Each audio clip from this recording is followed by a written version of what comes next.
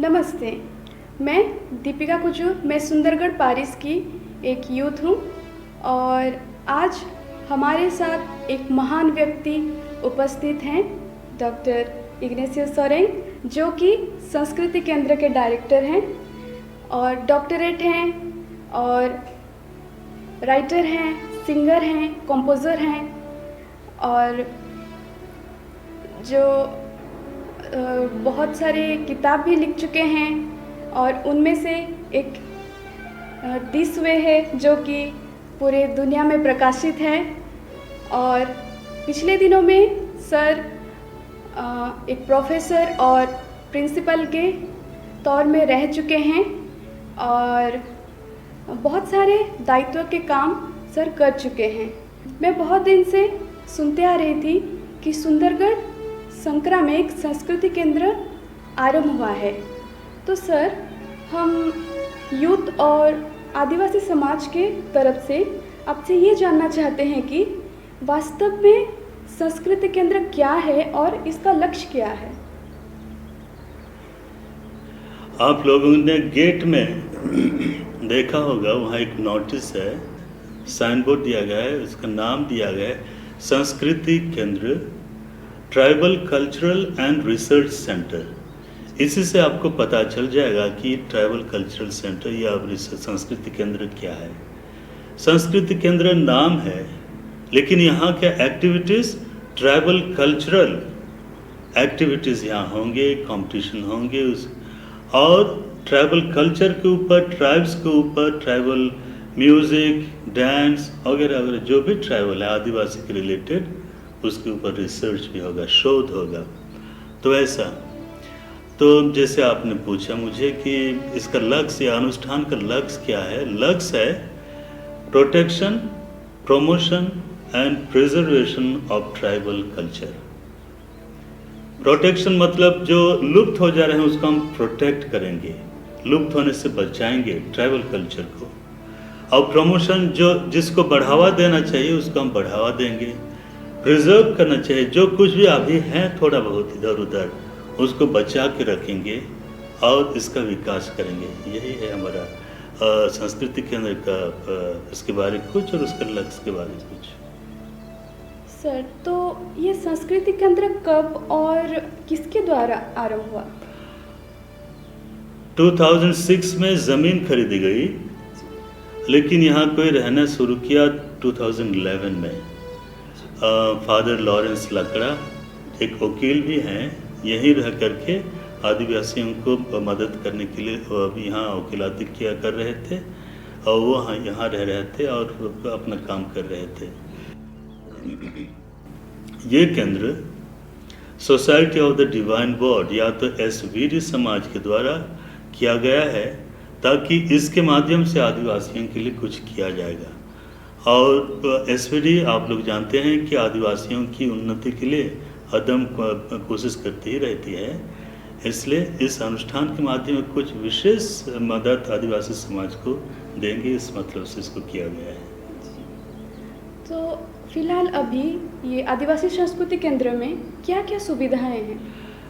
यहाँ देखिए, एक बड़ा घर है जहाँ वैसेतम 2 जन ऑफिसर रहते हैं, 2 जन फादर यहाँ रहते हैं।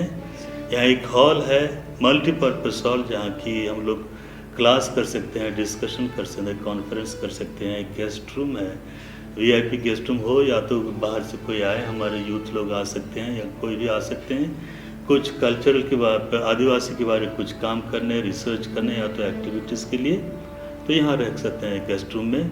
एक लाइब्रेरी है, आदिवासी लाइब्रेरी। मैं सोचता हूँ ये कि इस एरिया में यही सबसे अच्छा लाइब्रेरी, करीब करीब 500-600 आदिवासी किताबें वहाँ रखे गए हैं, मैगज़ीन भी हैं, कुछ मैन्युस्क्रिप्ट्स हैं वहाँ और दूसरे किताब भी हैं, लेकिन आदिवासी पर्टिकुलरली करीब करीब 500-600 हमारी किताब हैं। तो वहाँ एक छोटा सा रीडिंग रूम फैसिलिटी किया गया है। वहाँ आकर के हमारे आदिवासी आदमी लोग या तो यूथ लोग आकर के पढ़ सकते हैं या कुछ रिसर्च कर सकते हैं। बेसिकली यही है। एक ओपन एयर स्टेज है जहाँ की हमारे परफॉर्मेंस हो सकता है, कंपटीशन हो, या तो इसको हम लोग अपना टेंट लगा करके इसको बड़ा हॉल बना करके बिग असेंबली कर सकते हैं, कॉन्फ्रेंस कर सकते हैं, ऐसी फैसिलिटी है। और आदिवासी मेला अगर हम करना चाहते हैं तो इस कंपाउंड में जो हमारे विस्तीर्ण मैदान है उसको भी हम यूज़ कर सकते हैं।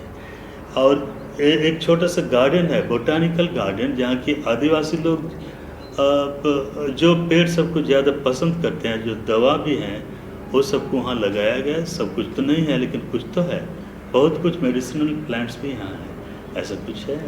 तो बहुत अच्छी बात है सर। तो वैसे तो सर देखा जाए कोई भी काम करने में रुकावट तो आती है, ये तो आप भी जानते हैं, चाहे वो काम बड़ा हो या छोटा हो। तो सर अब जो ये कर रहे हैं तो इस बीच में कभी आपको महसूस हुई है कोई असुविधा, कोई रुकावट? असुविधा रुकावट तो नहीं बोलेंगे गवर्नमेंट तरफ से कोई असुविधा रुकावट नहीं है, और हमारे लोगों की तरफ से भी असुविधा रुकावट तो नहीं है, ऑपोजिशन तो नहीं है। लेकिन हम ये एक बात देख रहे हैं कि यहाँ पार्टिसिपेट करने को हिचक रहे हैं आदमी लोग, ज़्यादा पार्टिसिपेट। यहाँ एक सांस्कृतिक केंद्र है, tribal research and cultural centre है, लोग जानते हैं, फिर भी इसका फ़ायदा लेने नहीं आते हैं। यही शायद निराशा की बात है, रुकावट तो अभी नहीं है। नहीं आना चाहिए, आदमी लोग इसका फ़ायदा उठाना चाहिए, जितने आएंगे उतना इसका फ़ायदा होगा, नहीं आएंगे तो बेकार ही रह जाएगा ना, बस यही। नहीं तो रुकावट और दिखावे की तरफ से कोई मतलब, ना तो गवर्नमेंट की तरफ से ना तो किसी की तरफ से रुकावट कोई नहीं है।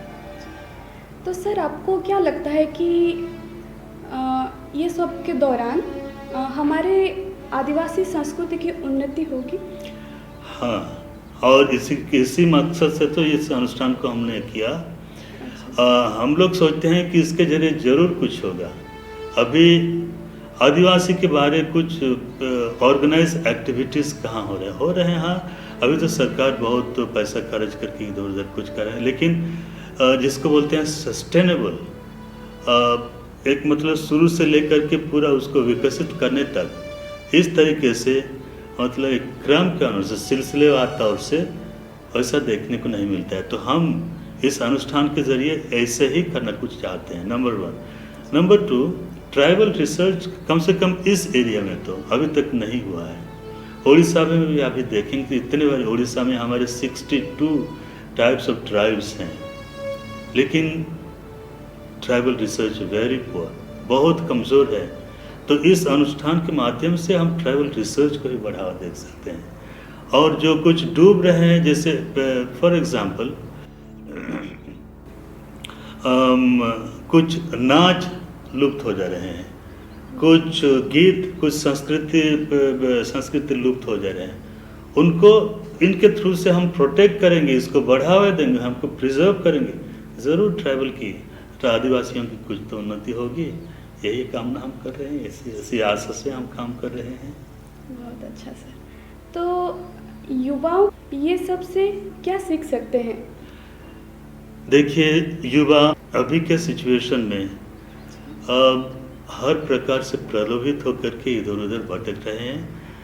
उनके लिए फॉरेन कल्चर या तो दूसरे मेजॉरिटी पीपल उनका कल्चर अट्रैक्टिव दिखते हैं, ट्राइबल कल्चर अट्रैक्टिव नहीं दिखते हैं। ट्राइबल कल्चर को भूल जा रहे हैं, लैंग्वेज को भूल रहे हैं, नाच और म्यूज़िक को भूल रहे हैं। इस यहाँ से अगर वो लोग इसके साथ जुड़े रहेंगे, कुछ तो इंस्पिरेशन ले करके उनका प्रोटेक्शन के लिए, प्रिजर्वेशन के लिए, प्रमोशन के लिए वो भी काम कर सकते हैं। कम से कम वो लोग भी जो भुलाए जा रहे हैं उनको देख करके उसके प्रति आकृष्ट होंगे, ये हम सोच रहे हैं, यही उनके लिए फ़ायदा होगी। और अभी हम देख रहे हैं कि इधर उधर सरकारी नौकरी के लिए भी जहाँ इंटरव्यूज़ होते हैं, कभी कभी पूछ देते हैं, अगर वो लोग जानते हैं कि आप आदिवासी हैं तो आपको आदिवासी रिलेटेड लैंग्वेज हो, तब डांस हो या तो म्यूज़िक हो और अदर कल्चरल कुछ आइटम्स हो, उसके बारे में प्रश्न होते ही हैं। और हमने सुना कि अगर इस प्रश्नों का अच्छे से उत्तर नहीं देंगे तो आपको पास भी नहीं करते हैं, नौकरी भी नहीं मिलती है।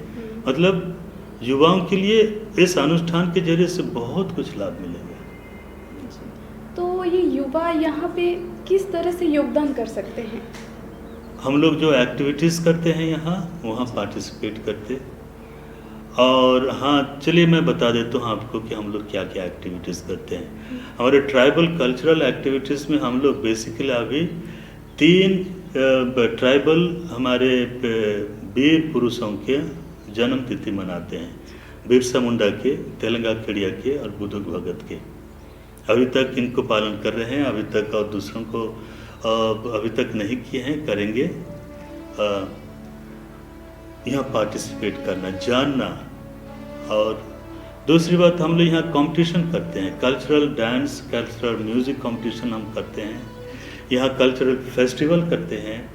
यहाँ आकर के यहाँ शामिल होना, जानना और यहाँ से इंस्पिरेशन लेना, ये से ही ऐसा हो सकता है। और हम लोग करते हैं, जैसे हमने अभी तक 2 किताबें निकाली है साहित्य, आदिवासी साहित्य को बढ़ावा देने के लिए 2 किताबें। पहली किताब थी द फर्स्ट स्टेप, प्रथमो पहाचो, और उसमें 8 लैंग्वेज में 4 आदिवासी लैंग्वेज और 4 दूसरे, इंग्लिश, हिंदी, सादरी, उड़िया और उरांव, मुंडा, खड़िया, किसान, ऐसे 8 लैंग्वेज में हमने किताब निकाला। पार्टिसिपेट करते हैं, कर सकते हैं हमारे यूथ, यहाँ लिख सकते हैं और अपना जो मन में है भावनाएं, उनको प्रकट कर सकते हैं। दूसरी किताब थी बीते साल महूल फुलो, द महुआ फ्लावर। इसमें भी वही 8 लैंग्वेज प्लस 1 मोर लैंग्वेज, केंता लैंग्वेज में हम किए थे। तो ऐसा जो कुछ प्रयास किए जा रहे हैं, तो इसमें यूथ लोग पार्टिसिपेट कर सकते हैं और ज़रूर उनकी लाभ होगी। और इसी के लिए हम एक्सपेक्ट करते हैं कि वो लोग आए यहाँ, पार्टिसिपेट करें यहाँ और कुछ पाए, कुछ डेवलप करें, ये सोचते हैं। तो जैसे कि हम सब लोग जानते हैं कि सर एक बहुत अच्छे गायक भी हैं, तो सर मैं अपनी तरफ से आपका जो गाया हुआ कुछ 2 लाइन आप सुना दे तो। अरे बाप रे, फंसा देता हूँ, मुझको क्या गाऊँ। गाना तो अनेक बनाए हैं, लेकिन एक किताब मैं आपकी किताब की जिक्र करूँगा, धर्म रस। एक लिखा था मैंने किताब, करीब करीब 120-25 या तो 30 पेज होंगे। धर्म रस मतलब धर्म का रस तभी आता है जबकि वहाँ संस्कृति प्रवेश करती है। इसी मतलब से हमारे जो धर्म, क्रिश्चियन धर्म के जो सारांश हैं, उसको मैंने सांस्कृतिक राग में, सांस्कृतिक गीत को प्रयोग करके मैं उसको लिखा था। उसमें से एक जैसे क्रिएशन स्टोरी एंड वगैरह सब बताने के लिए मैंने एक पंक्ति गा दे रहा हूँ। परम ईश्वर दुनिया के मालिक, सर्गे सुखे मेरा, आए रे सर्गे सुखे मेरा है, चाल धीरा रे हो रे हरे। ऐसा ही मतलब डिस्क्राइब, कम से कम घंटा इसको करते रहेंगे, सब लिखा गया है। ऐसे मैं सोचता हूँ 7 भाग है डिफरेंट, और हर लॉन्ग पोएम को आप घंटा गा सकते हैं, वैसे ही उसको बनाया गया है। ये है। बहुत अच्छा सर, आपका गाना सुन के बहुत अच्छा लगा। तो सर ये अनुष्ठान को लेके आपको भविष्य योजना क्या है? भविष्य के लिए हम लोग जो टीम है यहाँ, प्लस हमारे सोसाइटी के अधिकारी लोग हैं, हमने सोचा है, हम लोग प्रपोज किया है, अधिकारियों ने उसको अप्रूव किए हैं कि यहाँ जो मैदान आप लोग देख रहे हैं, बड़ी मैदान है। इस मैदान में एक रियल संस्कृति केंद्र, tribal cultural and research centre का मेन बिल्डिंग वहीं बनाए। पहले तो इंफ्रास्ट्रक्चर करने की हमारी इच्छा है, जहाँ की ट्राइबल लाइब्रेरी रहेगा, ट्राइबल रीडिंग रूम रहेगा, ट्राइबल ऑडिटोरियम रहेगा, tribal audio and video recording centre, laboratories रहेंगे, और वहाँ सेल काउंटर रहेगा, और मैंने बताया रिसर्च सेंटर, हाँ, आर्काइव्स रहेगा, और उसके ऊपर हम ट्राइबल म्यूज़ियम बनाएंगे। ऐसा हम सोचे हैं और प्रपोजल हम दिए हैं, देख रहे हैं कब ये सपना साकार होगी नहीं जान रहे हैं। म्यूज़ियम, बहुत बड़ी म्यूज़ियम होनी चाहिए जहाँ की हमारे विशेष करके यही एरिया को, उड़ीसा के जितने नॉर्दर्न उड़ीसा उधर सब तरफ की हो, और झारखंड के इधर जो एडजेसेंट एरियाज हैं या तो छत्तीसगढ़ के एडजेसेंट एरिया हैं, इनके एरिया से कुछ सामान ला करके हम यहाँ रखेंगे। ये हमारी सपना है, और यहाँ ज़्यादा से ज़्यादा हम लोग एक्टिविटीज़ कंडक्ट करेंगे, कंपटीशन कंडक्ट करेंगे, न केवल यूथों को लेकिन दूसरों को, यहाँ के बुजुर्गों को, यहाँ के इंटेलेक्चुअल्स को अट्रैक्ट करेंगे। और मतलब एक रकम का ट्राइबल आंदोलन मतलब किसी का विरोध नहीं, हमारे संस्कृति का आंदोलन हम चलाएंगे, यही हमारा सपना है। और पहले तो इंफ्रास्ट्रक्चर करने की विचार है, और उसके ज़रिए से हम लोग सब कुछ एक्टिविटीज़ करना चाहते हैं। हम चाहते हैं, हमारा सपना ये है कि ट्राइबल इंटेलेक्चुअल्स यहाँ रियली पार्टिसिपेट करें। हमारे tribal lecturers and professors and बहुत लोग हैं जो कि इधर उधर हैं और ऑफिस में हैं, जब एम्प्लॉयमेंट में हैं, वो लोग आकर के पार्टिसिपेट करें और अब ट्राइबल संस्कृति को, ट्राइबल हमारे कम्युनिटीज़ को अपना योगदान प्रदान करें, ये भी हमारा सपना है। और सबसे बड़ा सपना तो हमारा ये है कि यूथ ही पार्टिसिपेट करे। यूथ हमारा जो भी प्रयास करेंगे, हम इन्वेस्ट करेंगे, उसका भरपूर लाभ यूथ उठाए और बच्चे लोग भी, स्टूडेंट्स लोग भी उठाएं, ताकि ये एक मूवमेंट बन जाए। यही हमारा सपना है। सर, हम